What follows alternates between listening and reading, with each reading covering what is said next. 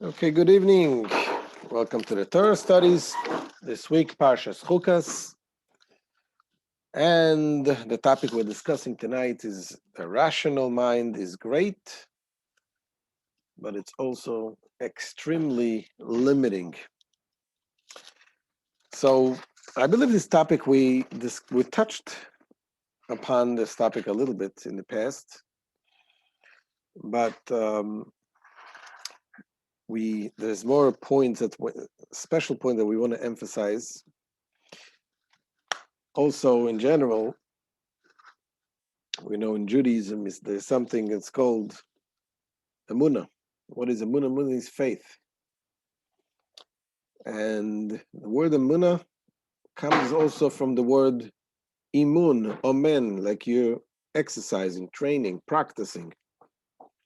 That means that things that we do, things that we understand, and things that are beyond our understanding, the more we contemplate them, the more we understand them, and the more we become one with them. Back in the days when they used to study things, they used to study by heart. It was a common thing that people would study everything. They would study 100 times. Whatever they would study, they would go repeat it 100 times. And it's no wonder that people were connected and they knew everything. Not only they knew it, but it became one with them. When you study something these days, what do you study? You study once, twice, 3 times. That's crazy. And then you remember and then you forget about it. So they're studying, understanding things that we do and really revisiting what we say and what we understand is very, very important in order for us to really connect. And so here tonight, we want to discuss about the idea of the Torah being rational thing, or is it super rational thing? Of course, we know people like to do things that make sense. We like to understand. We appreciate things that we understand. But yet, in the same time, limiting to what we do to just what we understand really shows it brings a big limitation on our connection with God, which is obviously super rational above understanding. So we'll start with the mitzvah that we have in this week's Torah portion. The mitzvah of the para aduma, the red heifer.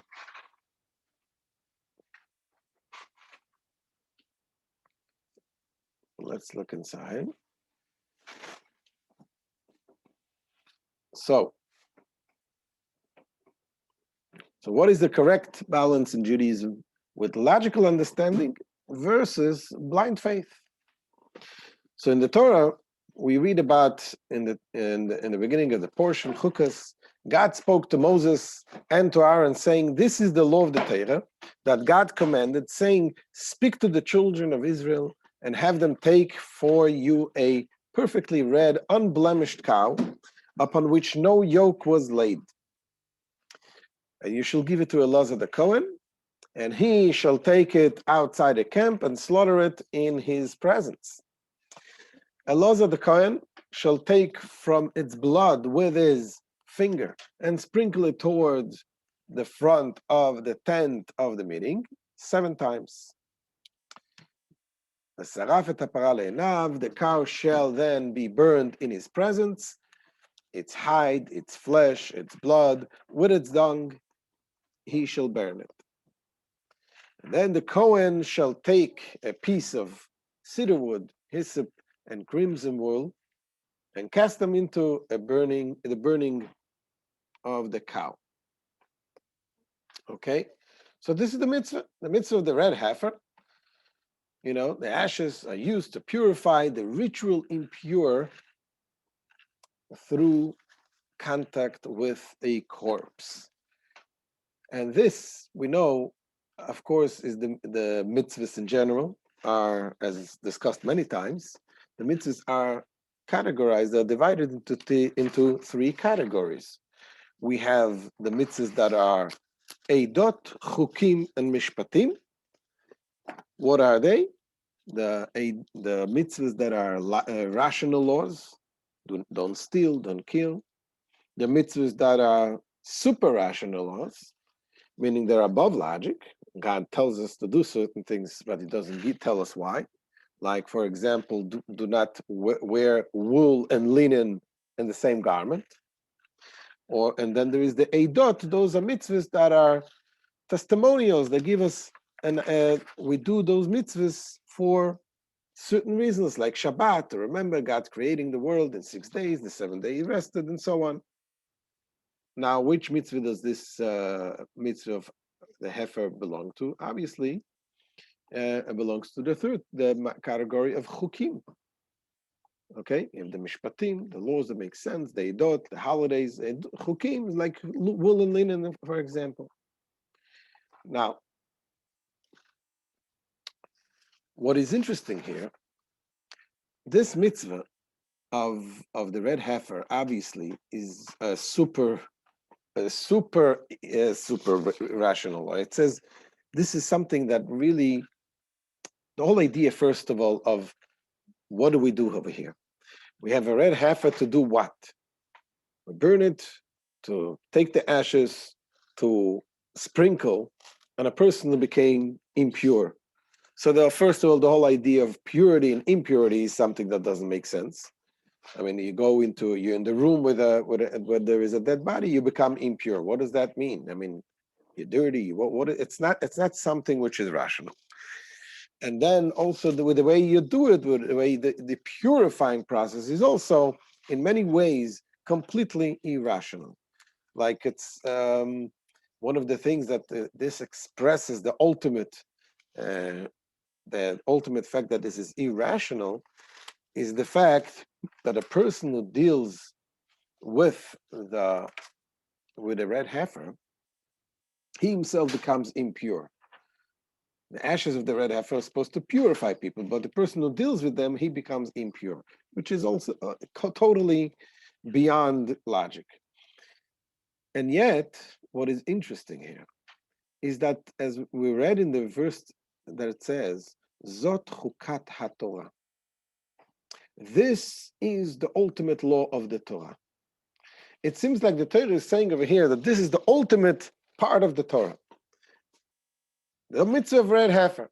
If I would ask you to think of a mitzvah that you would consider would be the most important mitzvah in the Torah, well, you would come up with many things you can think of. You can think of the mitzvah of idol worship. Anochi Hashem Elokecha. I am your God. Do not worship any other God. That makes sense. You have many other mitzvahs you can think of to become the essential mitzvah in the Torah. You have a mitzvah like, love your fellow Jew. Rabbi Akiva says, Zeh klal gadol b'Torah. This is a very important rule in the Torah. What sense does it make to say about this particular mitzvah, the mitzvah of the red heifer? That Zot chukat Torah. This is the ultimate mitzvah. So we find here, as I'm sure you're aware of, we discussed this in the past. It says Shlomo HaMelech, King Solomon. He was the wisest of all men. He understood everything. But this mitzvah, he says, that's one mitzvah I did not understand. Let's see it inside. Omar Shlomo said, I understood them all. But the passage of the red heifer, I analyzed, questioned, and investigated. Thus, Solomon states in Koheles, in Ecclesiastics, I said that I will become wise, but it was far from me. He didn't understand. Shlomo HaMelech didn't understand it. And yet, Shlomo HaMelech was the wisest person on the earth, as the Torah itself says. And God gave Solomon wisdom and understanding exceedingly much largeness of heart, as the sand that is on the seashore. And Solomon's wisdom was greater than the wisdom of all the children of the East and all the wisdom of Egypt. And he was wiser than all men, and Eitan the Ezrachite, and Haman, not to confuse with Haman, and Chalkol and Darta, and the sons of Machol, all those wise people. And his fame was in all the nations round about. So we see, and yet King Solomon could not figure it out. As smart as he was, he couldn't figure it out. Yet it is a very interesting medrash that continues to tell us that there was one person that was privy to the reason of the law of Parado of the red heifer. Who was that person? That was Moses. Amar Rabbi Yossi bar Chanina. Rabbi Yossi, the son of Rabbi Chanina, said, God said to Moses, to you I will reveal the reasoning of the red heifer. But for everyone else, it will remain a chukah. A chukah meaning a super rational law, something that is beyond our understanding. And the question is why? So what's going on over here? Is it a rational mitzvah? Is it something that makes sense? Then why did King Solomon not understand it? He couldn't figure it out. And if it's something that is above understanding, how come Moses knew it? And another question, if Moses knew it, why didn't he tell it to us? Moses was obviously sharing everything what he knew. And he was very kind. He shared everything. Why didn't he share this particular mitzvah? So, to understand this, let's discuss a little bit about the idea of chukim, the idea of the laws that are super rational. What does it mean? There was actually a debate among the medieval sages, the Rambam, from the Maimonides, and he argues that really even those mitzvahs that are super rational do have logic. So let's see it inside.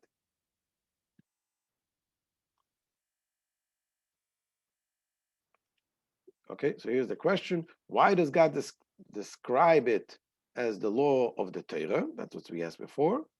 When the chukim are a minority of mitzvahs, and of course, certainly this mitzvah of para aduma, why is this the law of the Torah? And then, why was Moses gifted the ability to understand it and not wise Solomon?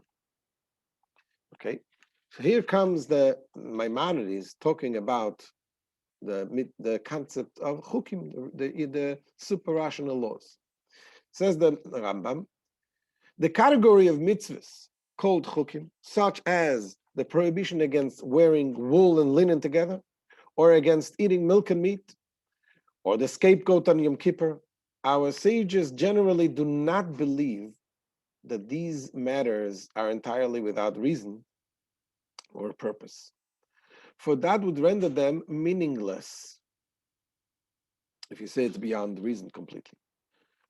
Rather, says the Rambam, they believe that there is a cause for them, meaning that there is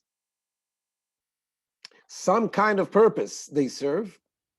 It is just that this purpose is hidden from us, either due to the limits of our intellectual abilities or a lack in our wisdom. Ultimately, says the Rambam, every mitzvah has a reason. Every obligation or prohibition serves a purpose. The purpose of some of them has been explained to us, such as the prohibition against murder or theft, and the purpose of others has not been explained to us, such as the prohibition against eating a tree's fruit for the first 3 years. That's called the mitzvah of Orla. Or the prohibition against planting forbidden mixtures, kilayim. Whenever we find such commandment where the reason is not understood, it is due to lack in our own understanding. So that's the way the Rambam sees it. So he categorically rejects the notion that chukim are without reason. He says there is a reason. We don't understand it. It's because we are limited in the understanding. And indeed, the Rambam says this is what we just read is from the Rambam from the Guide for the Perplexed. And this is a guide that he wrote in order to strengthen the emunah, the faith in people in the time when there was a lot of challenges to Judaism. So he gave them this, wrote this to them. But there's also what he wrote in the Mishnah Torah, in the Book of Laws. He writes about the importance of looking and searching for reasons of the Torah, even for those mitzvahs that are in the category of chukim, as the Rambam says here. Although all the statutes of the Torah are divine decrees, it is appropriate to meditate upon them. And whenever it is possible to provide a reason, one should provide a reason. The sages of the holy generations said that King Solomon understood most of the rationales for all the statutes of the Torah. And then comes Rabbi Yehuda Halevi. Rabbi Yehuda Halevi says in the Kuzari, he takes a little different opinion. He says, it is God's Torah, and one who accepts it sincerely without theorizing or analyzing it is better off than one who scrutinizes and philosophizes. So basically he says, you should accept it for whatever it is.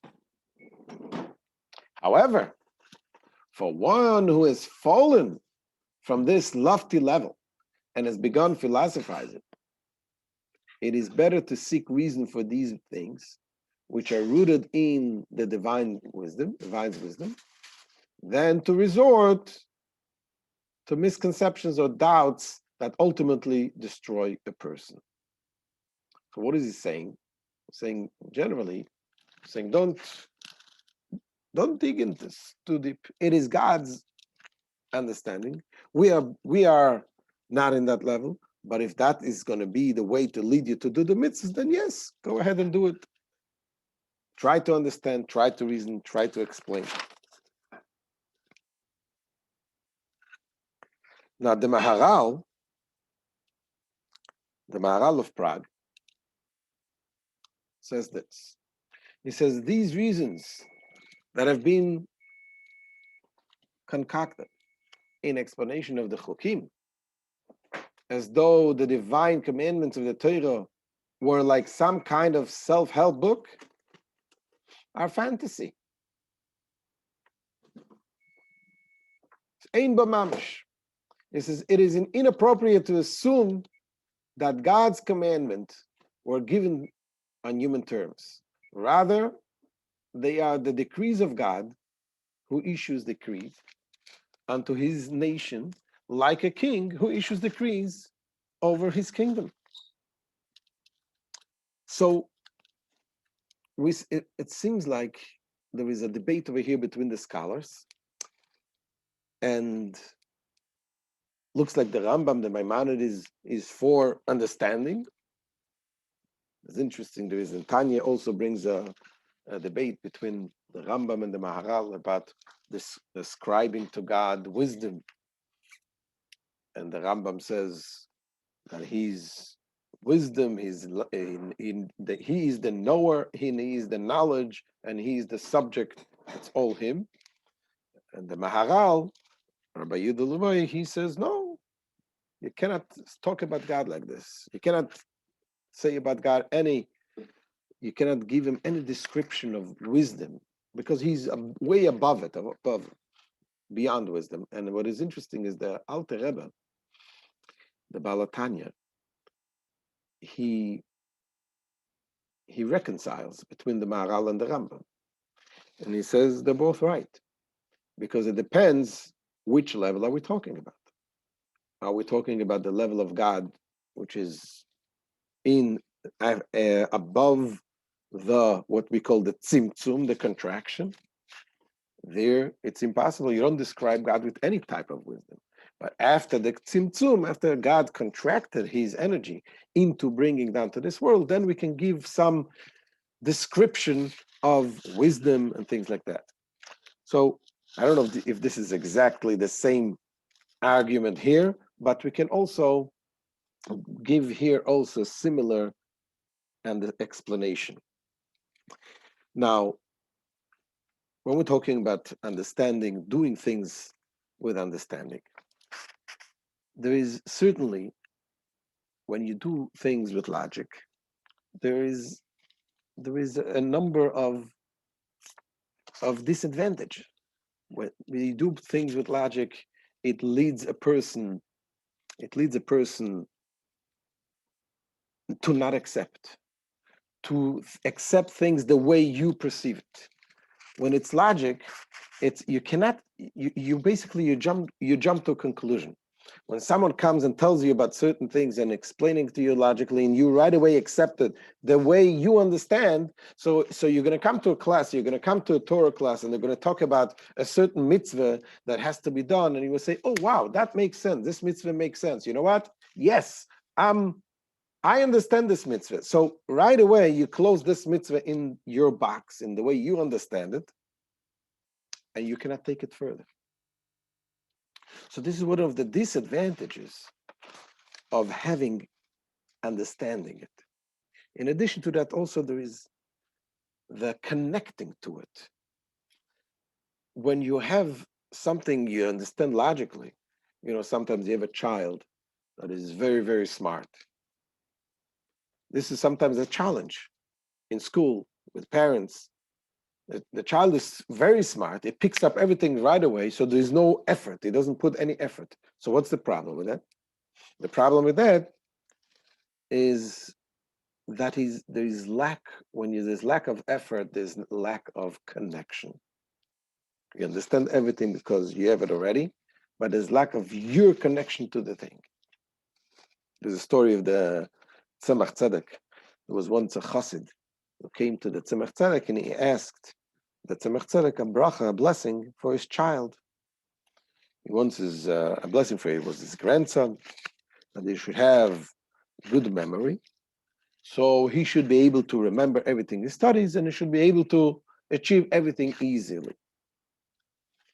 And the Tzemach Tzedek told him that it has been already 50 years that my grandfather, the Alter Rebbe, and my father-in-law, the Mittel Rebbe, and myself have worked so hard to teach the people, to teach the Hasidim, to do things not automatically. It shouldn't become automatically. He wanted his grandson to become automatic, understanding Torah and automatic Jew. We don't want to be automatic. We want the people to work, to put the effort. Because when you put the effort, you connect to it. So putting the effort is also, the Rebbe Rashab explains it, gives the analogy to the difference between the light that there is in a coal, fire that there is in a coal, and versus the fire that is in flintstone. That we're going to see it inside the way the Rebbe Rashab explains it. Okay, so this is the sages' debate. The chukim, the super rational laws, do they have logical rationale, but one mortal aren't privy to, or are they entirely above reason? And here comes the Rebbe Rashab regarding this. He says a flintstone can be used to create fire, but it contains no fire in it. In the stone, you don't see fire. The potential for fire within it can only be extracted by striking it with a metal. By contrast, a glowing coal has fire within it. Even if there are no visual flames, it can quickly be brought out into the open. However, firstly, fire cannot be created from a flintstone without the effort of striking it with the metal. whereas the flame of a coal can turn into fire simply by blowing on it with no effort. However, says the Rebbe Rashab, there is a limit to the fire in the coal. Once the coal is extinguished, it no longer contains fire. In a flintstone, by contrast, the potential for fire never ends. You can always extract sparks from it.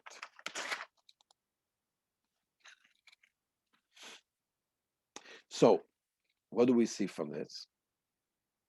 So, logic has pitfalls, especially when it comes to relationships and investing in hard work. When you invest something, real commitment has to come from a deeper place. You work hard creates a bigger relationship between you and the concept, between you and Hashem, between you and your spouse.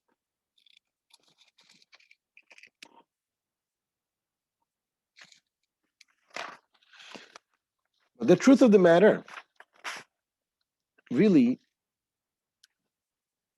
when you look at the mitzvahs, the commandments, that as we said, there are the three categories: the chukim, the mishpatim, the edus, the super rational, the rational.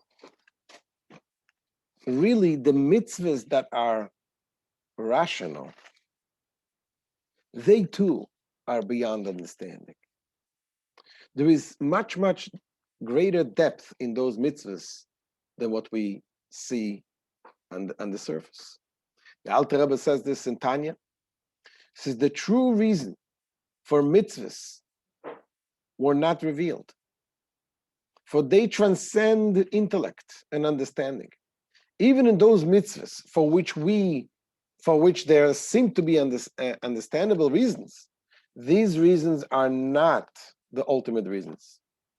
Rather, there is a much deeper wisdom contained within, one that is above our ability to understand. The way we would usually think, when you have a mitzvah, you have the two types of mitzvahs. Usually, you would say, how is the best way to perform a mitzvah? What is the ultimate way a Jew performs a mitzvah? You would think the ultimate way is that you do them with understanding.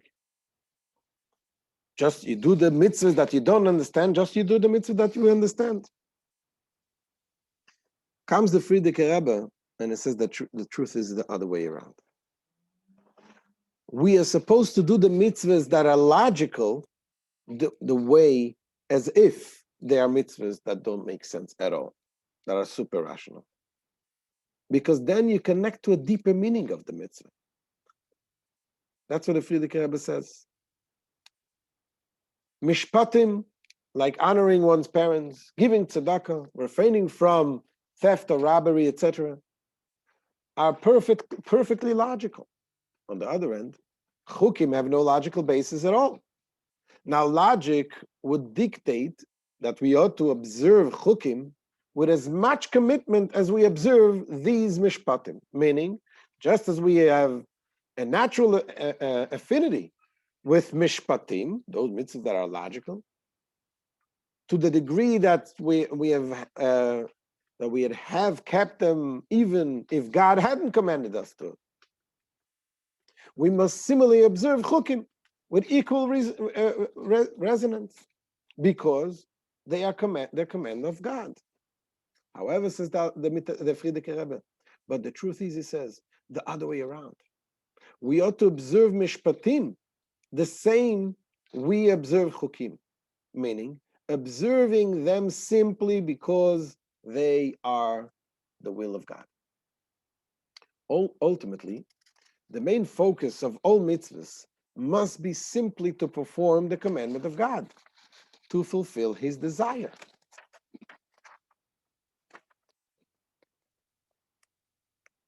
So what do we get over here? So what do we get over here? On the one hand, we're talking about the rational. There is an advantage of doing things beyond logic. In other words, you put yourself, you connect with something, not because it makes sense. You don't love your child only when it makes sense. There is something that goes way beyond it. Even if your child rebels, you still have that connection. You connect to Hashem, if you connect to Hashem just the way and your limits, your rational limits, you are limiting yourself. Okay? So what do? We go beyond limit. So the question then is the other way around. If we do the mitzvahs beyond limits, if we do the mitzvahs just because we want to do, whether it makes sense or not, then what is the point of the rationale? What is the point of what the Rambam says? And we have to try to understand those things. And the answer is, as we explained in the Tanya, Alter Rebbe explains many times, that there is two things over here. There's one thing connecting to Hashem.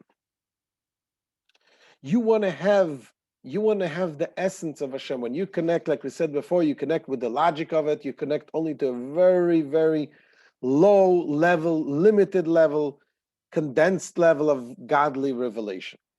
You don't want to be limited in that way. You want to go all the way to what Hashem gives you. So that is going beyond logic.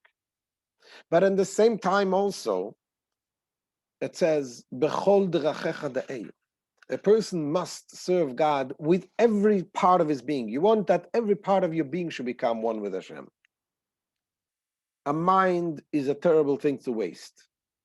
When God gives us a mind, gives us logic, gives us understanding, it makes that connection so much stronger with your essence.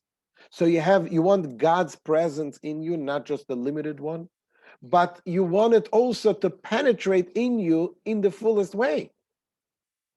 This is what the Alter Rebbe says in Tanya, that when you have a logic, intellectual connection between you and the Torah, it is a bond that you become connected with Hashem in a way that no other things is comparable.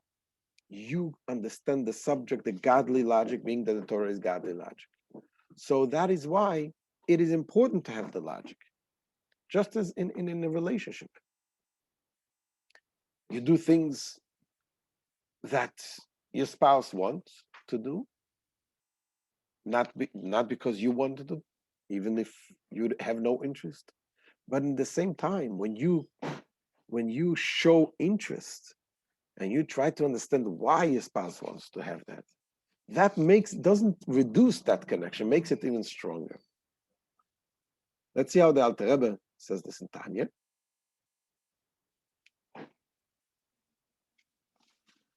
Okay, so the main element of mitzvahs is a human connection with God. Even when things don't logically add up, commitment perseveres.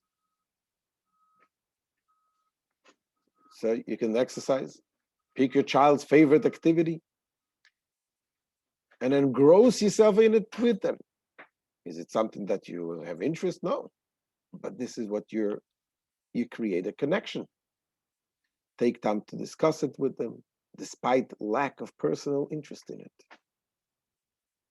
So here comes the Alter Rebbe and says, what is the benefit of understanding the logic of the Torah? Says the Alter Rebbe, when one understands and comprehends fully and clearly any halacha in the Mishnah or Gemara, his intellect grasps and encompasses it, and at the same time is clothed in it. Consequently, as a particular halacha is the wisdom and will of God, for it was his will that when, for example, Reuven pleads in one way and Shimon in another, the verdict as between them shall be thus and thus. And you study this halacha. Therefore, when one knows and comprehends with his intellect such a verdict in accordance with the law, as it was and it is set out in the Mishnah, Gemara, Poskim. He has thus comprehended, grasped, and encompassed with his intellect the will and wisdom of the Holy One, blessed be He. Simultaneously, the intellect is also surrounded by them, the divine's will and wisdom. This is a wonderful union like which there is none other, and which has no parallel anywhere in the material world, whereby complete oneness and unity from every side and angle could be attained. It means that when you study the Torah and you understand the Torah, you are immersed in the Torah.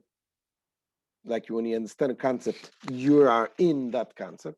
And at the same time, the concept is in your head. So you're connecting it, it's connecting and uniting it in from both sides. This is something that is we gain from the connecting with the Torah, both in a rational and a super rational way. And this basically answers the questions that we asked in the beginning of the class.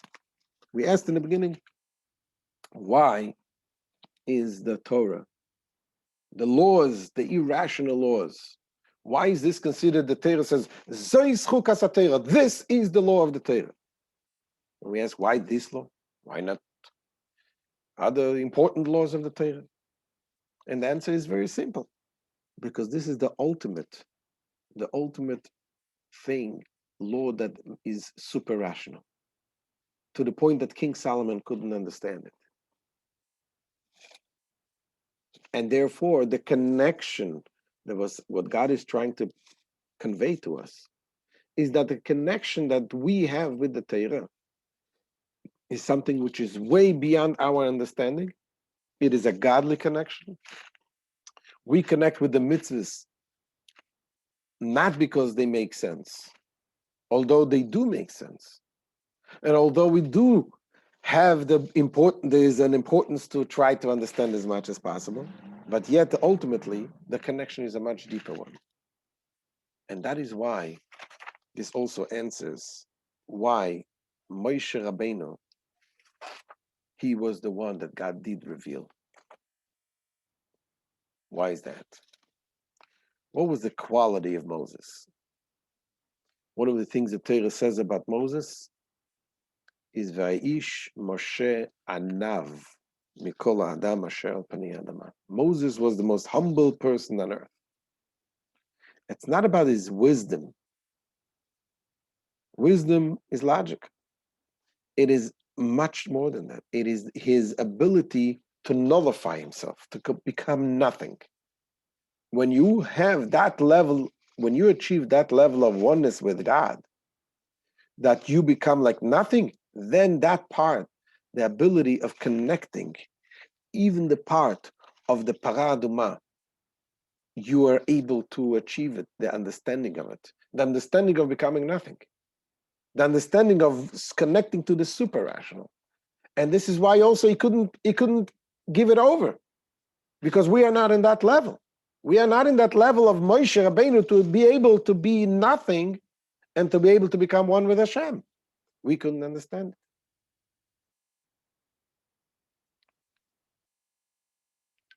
it. Okay?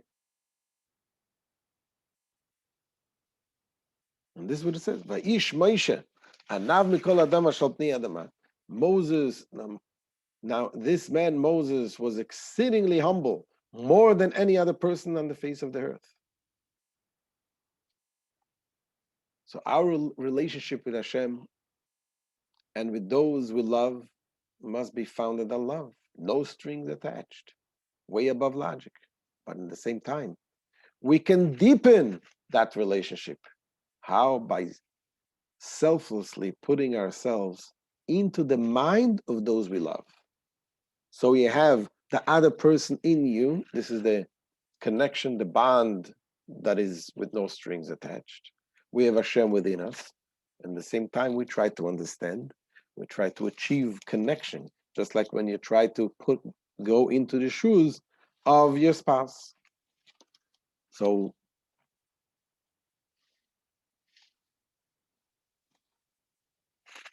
this is really something we can, what do we take home with this? The connection of the Torah, the connection that we have with Hashem. It is so powerful, way beyond our understanding, and the importance of understanding at the same time. The importance of, yes, beginning the day with a Shir Chassidus, with a class in Chassidus. You learn the Tanya in the morning. Every time you learn the Tanya, even those things you heard again and again, but every time you hear it again, it sinks in deeper and deeper. It becomes one with you, like the sages who've done it 100 times. And when they did it, every time they did it, it added something, a deeper understanding, a deeper connection. And with this, Bezat Hashem, we shall be zeiche to the promise. What we learned, we just completed the Rambam for the 40th time. As the Rambam concludes, it says the coming of Mashiach, it will be the knowledge of God will be filled like the waters fill the ocean. Thank you so much for joining. Any questions we can discuss now?